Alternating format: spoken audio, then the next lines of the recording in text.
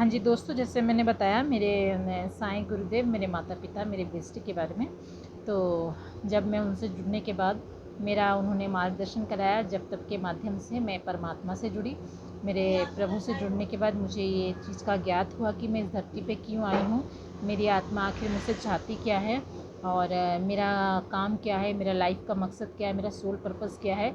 तो मुझे जब ज्ञात हुआ कि मेरा बस सोल पर्पस यही था, जो सोई हुई आत्माएं हैं, जो जागरूक अवस्था में नहीं है, अपने अंश को, स्वयं ईश्वर के अंश है वो, जो कि अपने आप को नहीं पहचानते हैं, उनको जागरूकता के और ले जाना, यही मेरा काम है।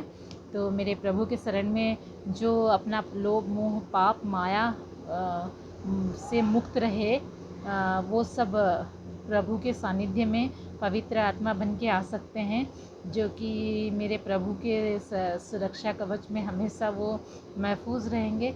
ना उनको कोई बड़ी बीमारी, ना कोई करोना, ना कोई महामारी, ना कोई दुख, ना कोई तकलीफ़, कोई वो अपने जाल में नहीं लेंगे। प्रभु तब आपका हाथ थामते हैं।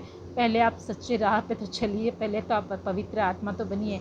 आप हज़ार पाप करोगे, गंदगी फैलाओगे, दूसरों को, समाज में दूसरों को तकलीफ़ दोगे, दुख दोगे, और भगवान आपका हाथ कभी नहीं थामेंगे। वो तो आप अपना कर्म करें, जो कि मरने के बाद जब जाओगे, यहाँ तो पनिशमेंट पाओगे, प्लस ऊपर में जाने के बाद भी आपको पनिशमेंट मिलेगी। तो हमें मरने के बाद जो काम करना है, हम इस धरातल पे जीते हुए क्यों नहीं कर लेंगे। अभी अगर हम सोचने वाले ये सोचते हैं, हम तो अभी इंजॉय कर रहे हैं, लाइफ जी रहे हैं, दूसरों को तकलीफ़ दे, कष्ट दे, हमें तो मज़ा आ रहा है, मरने के बाद देखा जाएगा। जो ये सोच के अगर जी रहा है, तो मरने के बाद आप सोच लीजिए कि हमारी ज़िंदगी और भी दोहर हो जाती है, ये सब करने वाले लोग, है ना। तो हम ये सब से बच जाएं, और ये हमारी खुशनसीबी है। हम धरती पे आए हैं जिस कार्य के लिए, वो कार्य कर ही रहे हैं, और भगवान के पास जब जाएंगे तो भगवान के शरण में रहेंगे, एकदम बिंदास होके खुश से रहेंगे हम, भाग्यशाली बन के। हमें क्या तकलीफ़ है, और किस चीज़ की कोई दुखी नहीं है, क्योंकि हम तो जान चुके हैं हमारा आत्मा हमसे क्या कराने इस धरती पे आई है। तो आप मान के चलिए, भगवान के शरण में जाएंगे तो आपको कोई नुकसान नहीं पहुंचा सकता। इस सतयुग में आप सभी पूर्ण आत्मा का स्वागत करने के लिए हमें चुना गया है। तो जब मैं जान गई मेरी आत्मा का सोल पर्पस क्या है, तो ईश्वर कहीं ना कहीं ये सतयुगी जो आ रहा है, इसमें आप सबको जागरूक करने के लिए हम जैसी आत्माओं को चुना जाता है।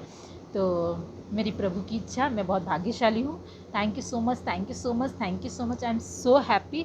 मेरे प्रभु, मैं भाग्यशाली हूँ, मैं प्रसन्नचित हूँ, मैं आरोग्यवान हूँ, मैं समृद्धिशाली हूँ, मैं प्रभु की रक्षा कवच में सदैव महफूज हूँ, मैं सदैव महफूज हूँ। मेरे प्रभु की कृपा आशीर्वाद मुझ पर सदैव बरस रही है, और मैं अपना वर्क भी अच्छे से कर रही हूँ, और मैं हर वो कार्य में सफल हूँ जो मेरे प्रभु मुझसे कराने के लिए सोच रहे हैं, अपने बच्चे से कराने के लिए सोच रहे हैं। मैं अपने आप को पूर्ण रूप से मेरे प्रभु को समर्पित करती हूँ, तन से, मन से, शरीर से, आत्मा से। अब ये मेरे दिमाग जो है मेरे साथ खेल नहीं सकेगा, मेरा मन मेरे साथ खेल नहीं सकता है, क्योंकि मैंने इसको पूरा प्रभु को समर्पित किया है। मेरा मन इधर उधर का उल जलूल बकवास करे, अगर कोई बात सोचने वाला होगा, तो मेरा मन जो है ना, आत्मा उसको माँ बन के पाल रही है, लाड़ से पाल रही है, मेरे मन को संभाल रही है, मेरे मन को बोल रही है, तू मेरा प्यारा बच्चा है, तू मेरा बहुत ही अच्छा बच्चा है, तू मेरा जो है सबसे दुलारा बच्चा है, तू मेरा जो है सबसे पवित्र बच्चा है, तू गलत सोच ही नहीं सकता, तू किसी का बुरा कर ही नहीं सकता, तू किसी के बारे में कुछ गलत धारणा ही नहीं रख सकता, तू किसी को तकलीफ़ नहीं दे सकता। तो ये जो मेरी पवित्र आत्मा है ना, अपने मेरे जो मन, जो बच्चा रूपी जो मेरा मन है ना, उसको पूरी तरह से संभाल रहा है। तो अपने परमात्मा को पूरा समर्पित कर दिए पूर्ण विश्वास के साथ। मुझे पूर्ण विश्वास है, जीत हमारी पक्की है। इस धरातल पे धरातल पर धरातल पर, जल में, गगन में, और प्रभु की जय जयकार गूंजेगी चारों ओर, है ना। जल में, स्थल में, गगन में, चारों ओर जय जयकार गूंजेगी। सच्चाई की जीत होगी, अधर्म का नाश होगा, झूठ जो है हार गया है, अधर्म का नाश हो गया है। ओम नमः शिवाय। अब दोस्तों, ये मान के चलो या आप नहीं मानो, लेकिन आप ये समझ जाओ कि हमें किसी भी हालत में अपने कर्म को पवित्र करना है। ठीक है ना।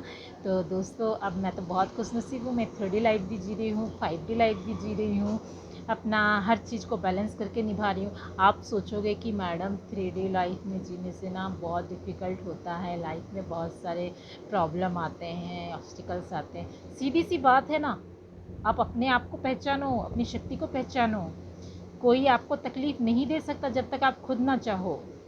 कोई आपको मानो आपकी खुशी में किसकी खुशी नहीं है, आपको ज़बरदस्ती उसका काम कर रहे हो। क्यों? आप फ्रीडम नहीं हो, आप किसी के अंडर में हो, आप में वो पावर नहीं है, आप अपने आप को कमज़ोर समझ रहे हो, है ना। हम तो कमज़ोर नहीं है, हम सब कुछ कर सकते हैं। ये नहीं तो और कोई काम सही, किससे चीज़ की डर है। रहा परिवार का सवाल, कोई आपको इमोशनल टॉर्चर कर देगा जब आप सच्चाई से वाकिफ़ हो। सिर्फ सच्चा रिश्ता परमात्मा से होता है। हम इस 3D लाइफ में जीते हैं, मैं ये चीज़ भी जानती हूँ क्योंकि मैं भी 3D लाइफ में ही हूँ। बट जब हमारी ज्ञान की इंद्रिय जागृत हो चुकी है, जब हमें सच्चाई पता है, ये सब रिश्ते नाते मोह माया से जाल से हम परे हट गए। अरे मेरी माँ है, मेरी बहन है, अब वो मेरे साथ प्यार से निभा रहे हैं, उनकी मर्ज़ी है। मुझसे अगर वो नफ़रत करेंगे, उनकी मर्ज़ी है। मैं दुखी नहीं होती, मैं दुखी नहीं होती। मेरे रिश्तेदार हैं, मुझसे रिश्ता रखेंगे, मैं खुश हूँ, नहीं रखेंगे तो मैं खुश हूँ। क्यों? मैं जानती हूँ भगवान की जो इच्छा होगी। हर चीज़ को स्वीकार करना सीखें, पकड़ के ना बैठ जाए। नहीं वही मुझे चाहिए, नहीं वो मुझे रिस्पेक्ट देगा, नहीं उसने मुझे ये क्यों बोला। आपका हक स्वयं अपनी आत्मा से, आपका खुद खुश रखने का हक आपका खुद है। आपके दुख सुख से किसी और को कोई लेना देना नहीं। आप ये ना समझे कि आप किसको दुखी कर रहे हो, अब वो दुखी होगा। अब ये वाली बात हो गई कि आपके घर वाले बोलेंगे हमें दारू पीना है और नहीं तो हम दुखी हो जाएंगे। भाई आप दुखी हो जाओ, सोच तो आपकी है। अब वो गंदा चीज़ है, हम तो बिल्कुल साथ नहीं देंगे, हरगिज़ साथ नहीं देंगे। आप बोलो, आपके सामने मंदिर का भी रास्ता है, आपके सामने दारू भट्टी का भी रास्ता है, तो आप मंदिर की तरफ नहीं जाओगे, आप दारू भट्टी की तरफ जाओगे। वो आपकी सोच है, उसमें तो भगवान भी हस्तक्षेप नहीं करता, तो हम कौन है। जिसका जो कर्म है उसको उसके कर्म पे छोड़ दीजिए। बस आप अपना खून ना जलाएं, किसी से उम्मीद ना करें, और रहा किसी और के बातों से अपना एनर्जी ख़राब ना करें, ठीक है ना। और एकदम अवेयरनेस के साथ और समझदारी के साथ हर कर्म में अपने आप को अप टू डेट रखने की कोशिश करें। बैलेंस बनाइए लाइफ में, बैलेंस, हर चीज़ में बैलेंस। किसी से बात करना हो बैलेंस, कोई आपका इस्तेमाल ना करे। आपको किसी ने कह दिया, आप लेके टेंशन बढ़ जाओगे, अरे वो बंदा ने कहा था हम जा नहीं पाए। ना बोलना सीखो आप, ठीक है। जब आपके पास टाइम नहीं, अपने सोल से आप पूछो, आपके पास आज के डेट में इतना काम है, अपना रूटीन बनाओ, मुझे ये काम आज निपटाना है, बस ये काम के बीच में और कोई नहीं आना है, ऐसा बनाना है ना। टाइम वेस्ट तो बिल्कुल नहीं करना है। टाइम का जो इंसान अहमियत नहीं समझता उसकी ज़िंदगी में कुछ नहीं रहता है, ठीक है। तो हर चीज़ को टाइम पे निपटाने की कोशिश कीजिए, कल पे मत टालिए। देखिए आपकी लाइफ स्मूथ हो जाएगी, नॉर्मल हो जाएगी, इजी हो जाएगी। Okay, stay positive, stay happy, God bless you all, thank you so much, love you all. सब पे प्रभु की कृपा बरसे, सब पे आशीर्वाद बरसे, सब बिंदास रहें, सब खुश रहें, सब स्वस्थ रहें, सब मस्त रहें। अब चलो दोस्तों, मेरा लंच टाइम हो गया है, मैं लंच करने चलूँ। आप सब अपना ख्याल रखें, बाय बाय, टेक केयर। ये वीडियो को जितना लाइक शेयर करेंगे आपकी भी कर्म अच्छी होंगे। और अपने कोई बच्चों का जिसको इस वीडियो की ज़रूरत होगी, कोई इसका बहुत ही ज़रूरी अगर होगा लाइफ में, जो कि दुख तकलीफ़ से अपने आप को उलझा हुआ महसूस कर रहा होगा, शायद ये मेरा वीडियो देखने के बाद अपने आप को लाइट महसूस करें। Thank you so much. आप लोगों का कोई भी क्वेश्चन, कोई भी क्वेरी, किस सिचुएशन में आप लोग फंसे हुए हो, उस सिचुएशन से कैसे बाहर निकलना है, कोई भी तकलीफ़ हो तो ज़रूर मुझे फ़ोन कीजिए, ठीक है। Okay, thank you so much. मैं हमेशा सेवा भाव में आप सभी के लिए रेडी हूँ, तैयार हूँ, तत्पर हूँ। ओम नमः शिवाय, हर हर Mahadev. Thank you so much और गॉड ब्लेस यू।